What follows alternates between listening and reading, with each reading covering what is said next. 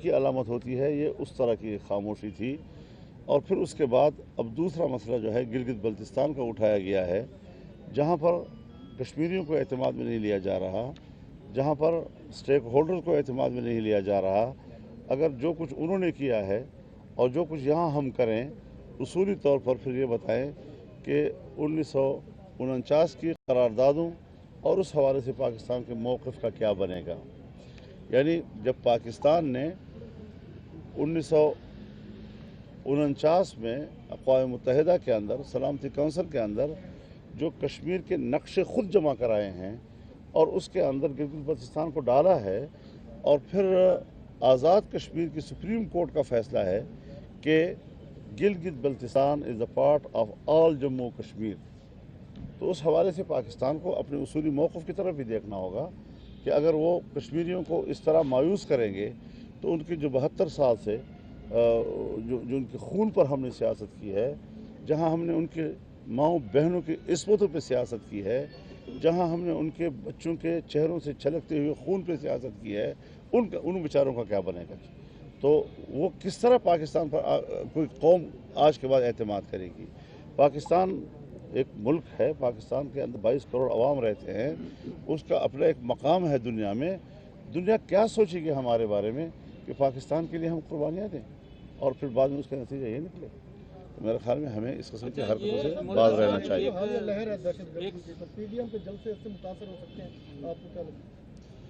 ہم جلسے کرتے رہیں گے اور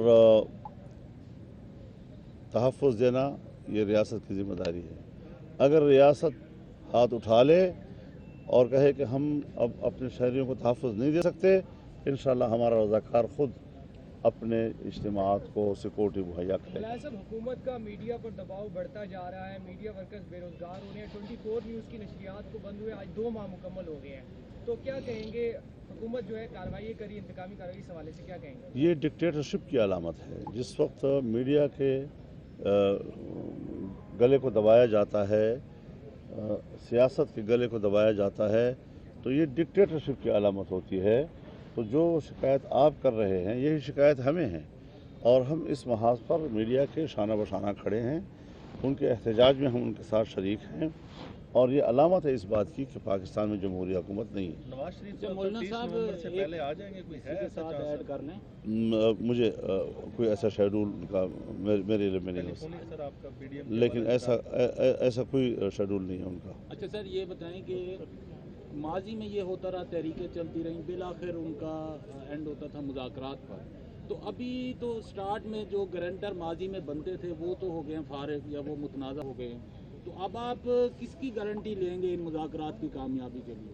ہم نہ مذاکرات کرتے ہیں، نہ ان کے ساتھ مذاکرات کے ہم حق میں ہیں۔ الٹیمیٹ آخر سلوشن اس کا کیا ہوگا؟ سلوشن یہی ہے کہ الیکشن کمیشن اس انتخاب کو منسوخ کرے اور نئے انتخاب کا اعلان کرے۔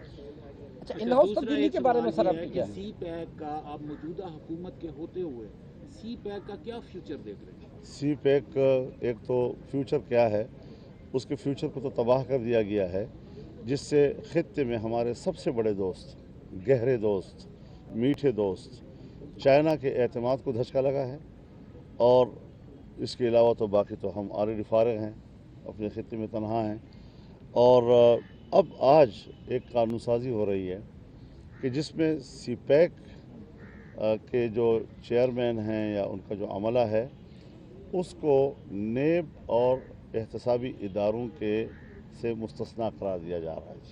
یعنی مطلب یہ ہے کہ ایک تو سی پیک کو ڈبو دیا گیا، ڈبونے کے بعد اب اس میں کرپشن کے راستے بھی آزاد کر دیے جائیں گے، کیونکہ ان کو احتساب کے تمام اداروں سے مستثنیٰ قرار دیا جا رہا ہے۔ اسے کہتے ہیں کہ سرکاری طور پر قانونی کرپشن، قانون کے ذریعے سے آپ کرپشن کے خود راستے کھول رہے ہیں اور لوگوں کو چھٹی دے رہے ہیں کہ سی پیک جیسے منصوبے کے لیے کوئی احتساب نہیں ہوگا، نئے احتسابی ادارہ جو ہے اس کو ہاتھ ڈال سکے۔ شبلی فراز صاحب نے آج سینٹ میں اسی بات کو فرمایا ہے کہ جو سی پیک کے منصوبے تھے اس میں نواز شریف، شہباز شریف یا پچھلی حکومتیں اپنی بڑی بڑی تصویریں لا کے خود فیتے کاٹتے تھے، اب بطور ایک انسٹیٹیوشن ایک ادارہ بنے گا، وہی اس کو مانیٹر کرے گا۔ یہ کوئی دلیل نہیں ہے، یہ کوئی بات نہیں ہے۔ ان ہاؤس جو اس منصوبے جو حکومت اس منصوبے کو لاتی ہے ایفرٹس کرتی ہے، توانائیاں صرف کرتی ہے. جو حکمران بذات خود دن رات جاگ کر پاکستان کو اتنے بڑے منصوبے دینے کے لیے متحرک رہتے ہیں، آپ ان کے ساتھ صرف ایک کتبہ لگانے کے اوپر جنگ لڑتے ہیں. یہ معیار ہے تمہاری لڑائی کا، یہ پالیسیوں کا معیار ہو گیا ہے کہ کتبہ پھر کون لگائے گا اور کون نہیں لگائے گا. یعنی ایک حکمران ہے جس نے ایفرٹس کی ہے، محنت کی ہے اس نے، اور پاکستان کو انہوں نے ایک بہت بڑے ترقی یافتہ ملک کی طرف لے جانے کے لیے بڑا اقدام کیا ہے. آج آپ کہتے ہیں جی کہ آپ کتبہ کیوں لگاتے ہیں اس کے اوپر؟ تمہارا تو کتبہ ہے ہی نہیں، تو پھر لگاؤ گے کیا؟ تو جن کے پاس کتبے ہیں اس کو آپ کہتے ہیں کہ آپ کتبے کیوں لگا رہے ہیں جی؟ امریکہ میں سر صدارتی الیکشن کی بات ہو رہی ہے، اس حوالے سے آپ اپنا نقطہ نظر رکھتے ہیں؟ دیکھیے، امریکہ میں الیکشن ہوں، تبدیلیاں آئیں وہاں پر، لیکن بین الاقوامی پالیسیاں تبدیل نہیں ہوتی ان کی.